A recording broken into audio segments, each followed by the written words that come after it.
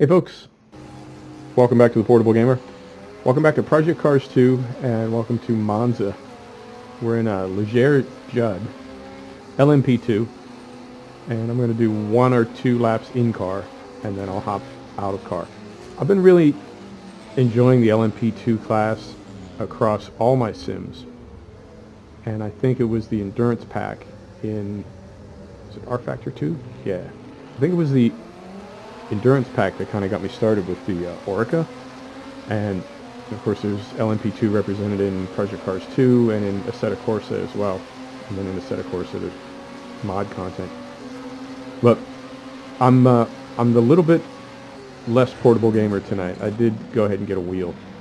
I had to.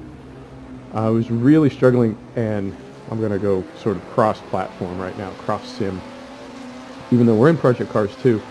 In Assetto Corsa, although I could do it in Project Cars 2, and also in R Factor for that matter, and I just might. I'm trying to get close to the record this year, the lap time for pole for the GT3 class, GTE, which is 8:07, 8 minutes 7 seconds. I'm sorry, 8 minutes 9 seconds. Saw a guy online do it in 8 minutes 7 seconds in a GT3, 911. It's funny, when you say GT3, there's so many cars in the GT3 and GTE class, but I just automatically think 911. But yeah, that's who was on the pole. It was a 911 and ran an 809. I'm trying to get an 809. The closest I've come so far is about 845, and that was on the gamepad.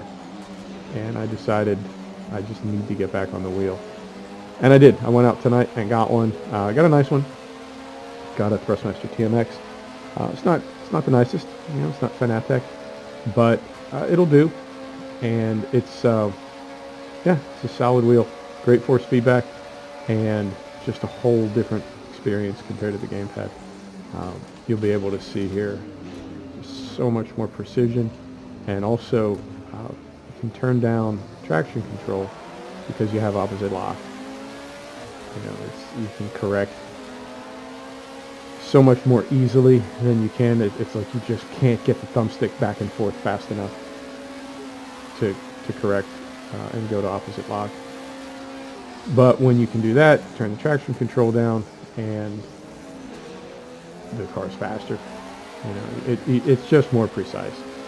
It's just easier to throw the car around. So we'll go another lap in here, and we'll hop out. I ended up running 144s.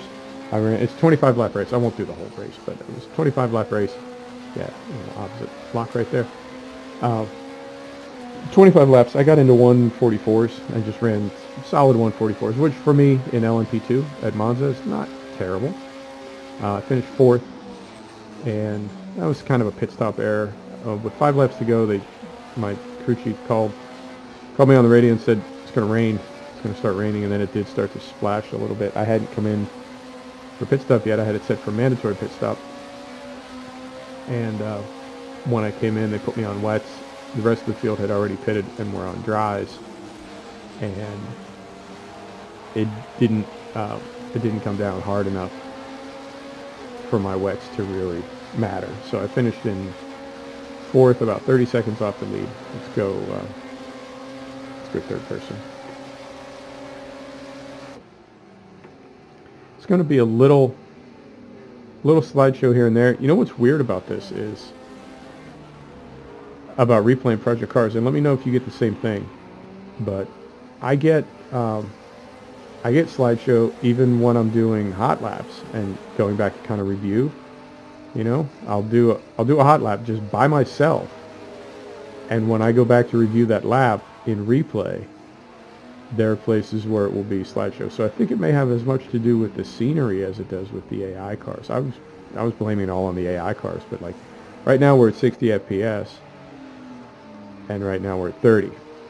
So I'll take it.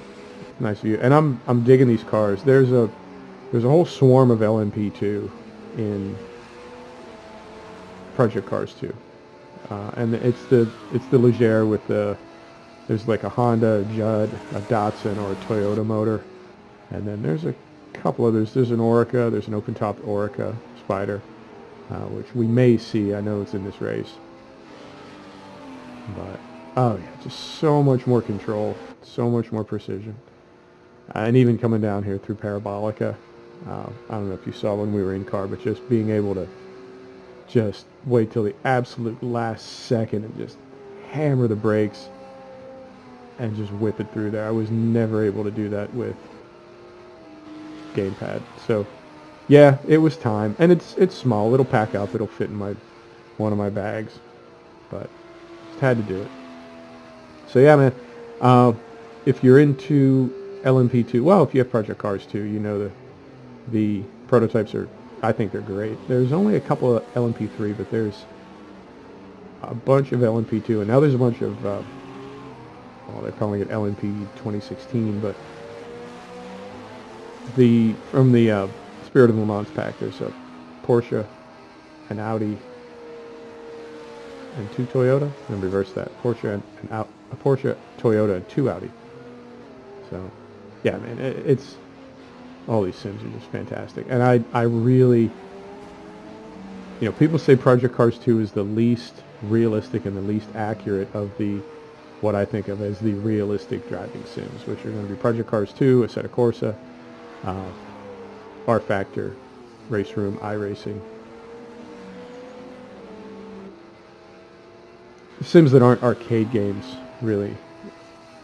Well, if you're ranking them in terms of realism, I know Project Cars 2 sort of, like, the next step after Project Cars 2 is Forza, which is an arcade game. So that's cool, not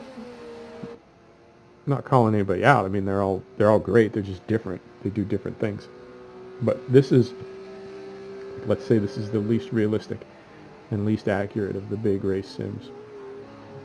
Being able to feel the force feedback and feel not just the front wheels getting light, not just understeer, but being able to somehow, the sim through force feedback can give you the feeling of the whole back of the car getting sideways. It just blows my mind that with just the force feedback through the steering wheel, no motion chair, no rumbler, no nothing. I mean, I'm sitting in an office chair. Oh, hey, I'll go over here.